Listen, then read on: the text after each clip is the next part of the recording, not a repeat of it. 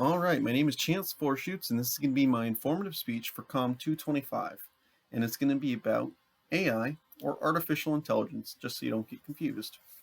All right, so let's get into it.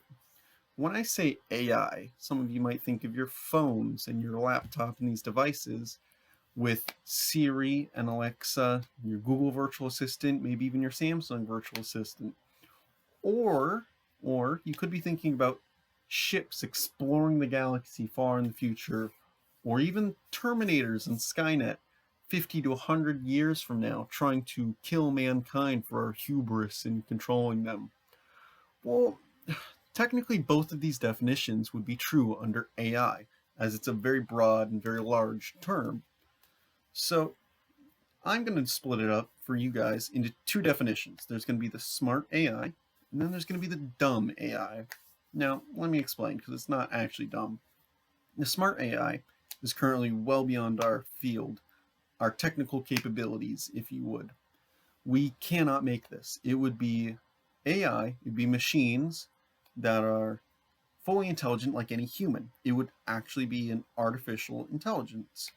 They would be cognizant, sapient, sentient. They would be aware of their own existence, and they could think like any human, like I said. These AI would be possibly beyond any human, as they have many advantages that we, with our fleshy meat suits, do not possess.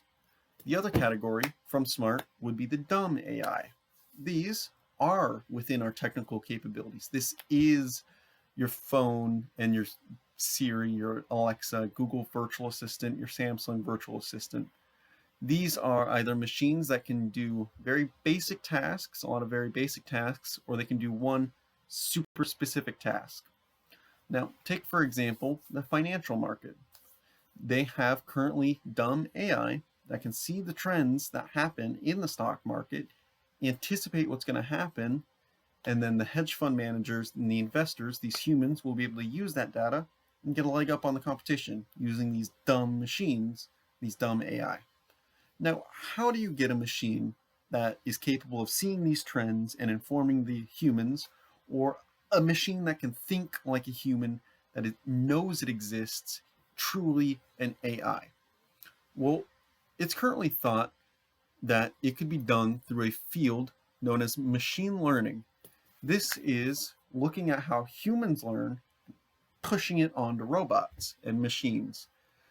This is the field of studying how humans learn, and through programming and the code, trying to get machines to copy that, trying to get them to learn from their past experience through trial and error, trying to get them to just learn.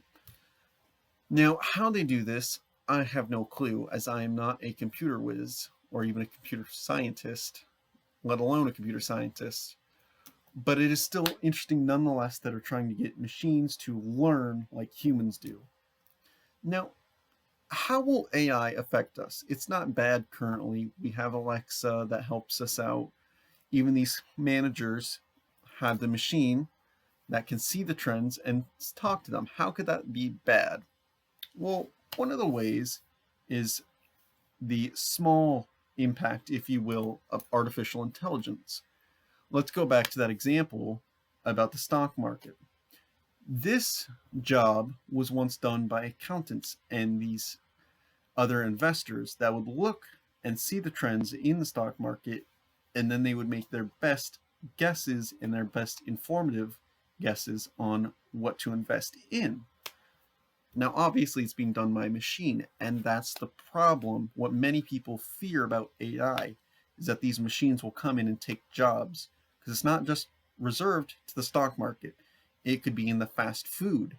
It could be in like taxi and transportation. It could be in even some like sciences eventually. As these machines get better and better, they could start replacing people, because a machine could do the same job, in this case, stock market, for maybe a fifth of the cost of a human, because it's able to do so much and it's so powerful, and it doesn't take breaks. It doesn't need vacation. All it needs is a little bit of maintenance. So this is one of the main fears with AI, is that it'll come in and it'll start replacing jobs and forcing people out, leaving a lot of people without these jobs. Now, interestingly, AI and the impact of AI in society can be modeled through sociology. It is thought that AI and the impact it will have could be equated to immigration. Now think about this. These AIs come into the job market, they start taking jobs and pushing people out because they start working for less. And they keep working.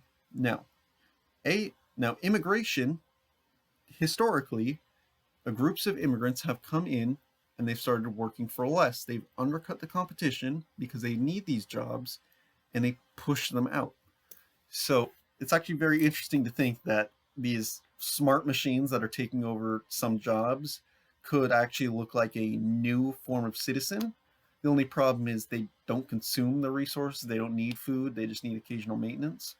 But still, you can potentially see the impact AI could have on the economy through looking at previous immigration like impacts, because it's going to start out as a trickle how they come in, but then it's going to skyrocket how AI comes in.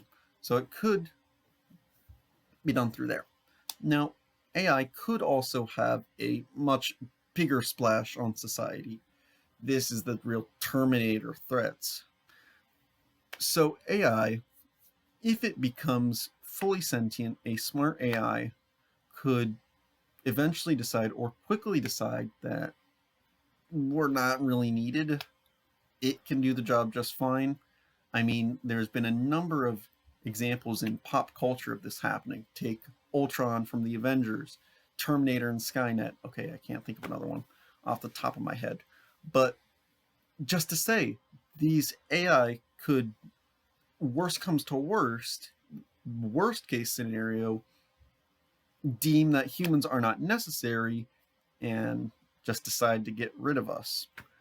Now, this has actually been some of the problem that people have been arguing about for AI. Should we have it because of the benefits for like the stock market? It can do the job, it can do it better.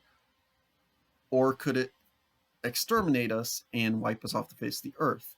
Now, Stephen Hawking said the development of full artificial intelligence, this would be the smart AI, could spell the end of the human race. It would take us off on its own and redesign itself at an ever-increasing rate. Humans who are limited by slow biological evolution could not compete and would be superseded.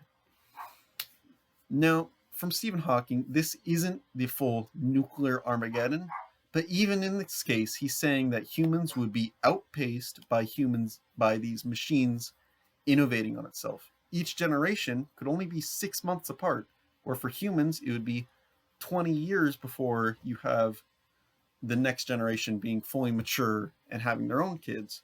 So in any case, AI could outpace us just by how fast it comes. Or they could decide we're not necessary, as such leaders as Elon Musk points out, that they could just decide to wipe us out.